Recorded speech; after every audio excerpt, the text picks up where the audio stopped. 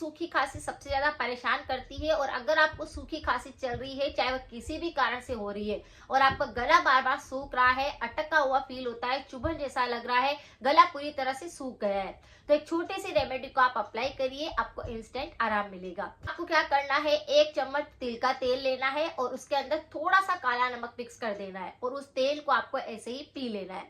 ये 1 चम्मच तेल आपकी सूखी खांसी को बिल्कुल सही कर देगा। जो आपका पूरा मुंह पूरी तरह से सूखा हुआ लग रहा था, अटका हुआ लग रहा था, तो मुंह के अंदर भी काफी अच्छे से चिकनाहट आ जाएगी और आपके गले में जो सूखा हुआ लग रहा था वह बिल्कुल सही हो जाएगा। सूखी खांसी जड़ से साफ हो जाएगी।